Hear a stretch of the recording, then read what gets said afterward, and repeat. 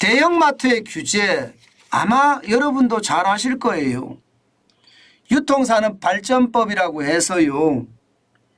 대형마트는 10년 전부터 무조건 의무 휴업을 해야 한다. 그래서 실제 일주일에 하루 내지는 한 달에 하루를 의무 휴업으로 하고 있죠. 실제입니다. 그런데 이렇게 대형마트를 10년 동안 규제를 했는데 이게 주변 상권 내지는 전통시장을 살리자는 취지였거든요. 과연 살렸을까요? 한번 볼게요. 이거 한번 보세요. 16년세입니다. 전통시장 감소율이 19.3%입니다. 16년세라고 되어 있잖아요. 다시 말해서 10년 전부터는 대형마트를 규제까지 했습니다. 그런데도 이 감소율이 떨어지지 않았다는 겁니다. 전체적으로도 보세요. 전체적으로도 보면 2006년에 전국의 전통시장 수가 1610개였습니다. 떨어져서 310개가 떨어져서 지금은요 1300개만 남았습니다. 이게 떨어지는 속도가 보면 더 빨라지죠. 더 빨라집니다. 여기에 종사하는 사람들도요. 거의 말입니다. 3만 명가량 줄어들었습니다. 2017년만 하더라도요. 32만 명 수준이었거든요. 전통시장의 종사자가. 그런데 코로나19를 거치면서 지난해는요. 29만 명으로 떨어졌어요. 29만 명. 그러면 2017년부터 본다고 하면 지금 5년 만에 3만 명 줄어들었다는 이야기가 되는 건가요? 전통시장이 그야말로 초토화됐다는 이야기예요. 그러면 이 사이에 대형마트는 그럼 엄청 성장을 했느냐? 여러분 이거 한번 보세요. 대형마트도 성장 제대로 못했습니다. 2013년에서 2022년까지 10년 동안 증가율을 보면요. 2.7% 증가했습니다. 33조 9천억 원이 34조 8천억 원. 겨우 9천억 늘어났습니다. 겨우 9천억. 이것을 보면요. 저는 그런 생각을 많이 해요. 대형마트가 쉴 때 의무 휴업이 됐을 때 전통시장이 더 활성화됐느냐? 아니라는 거죠. 아니라는 거죠. 오히려 말입니다. 전통시장은 더 쪼그라들었다는 이야기예요. 그러면 뭐가 늘었느냐? 아니 휴업을 하면 사람들의 소비 성향이라는 게 변하지 않으니까 소비는 하겠죠. 희한하게 말입니다. 그 사이를 비집고 들어온 데가 있습니다. 비집고 들어오는데 식자재 마트들. 장보고라는 식자재 마트 매출 한번 보실래요? 2013년에 1576억 원이었습니다. 그리고 2022년에는 4438억 원이에요.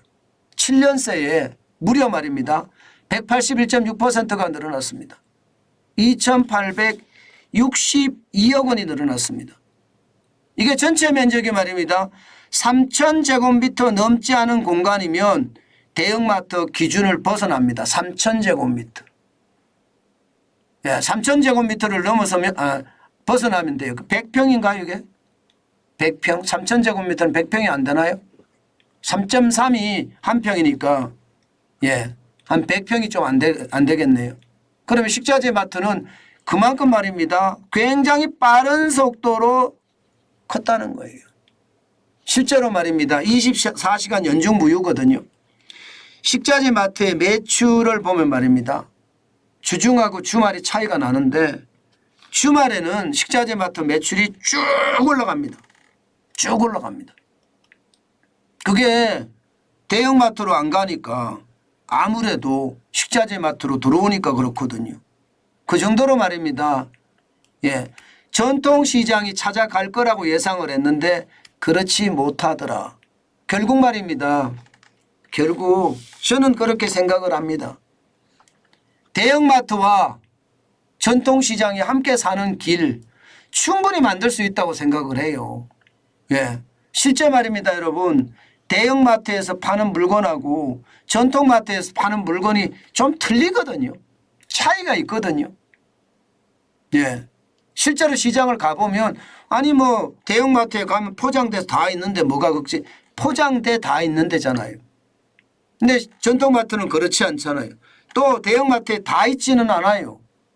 그런 차원을 본다면 여러분 뭐 시장에서 좀 듬뿍듬뿍 지어주고 대형마트 옆에 전통시장 그러면서 함께 콜라보도 하고 예 결국 말입니다. 대형마트에 사람들이 많이 꼬이면 그 사람들이 대형마트에 찾을 수 없는 물건은 전통시장에 가서 찾는단 말입니다. 사실은 현장은 그렇다고 저는 보거든요. 사람이 일단 꼬여야 돼요. 사람이 많이 와야 돼요.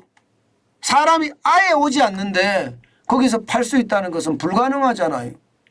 저는 그렇기 때문에 이 전통시장과 대형마트가 상생하는 그런 모델들을 개발한다면 저는 충분히 성공할 수 있다고 생각합니다. 무조건 규제가 능사가 아니라는 뜻이에요. 저는 이런 것을 보면서요.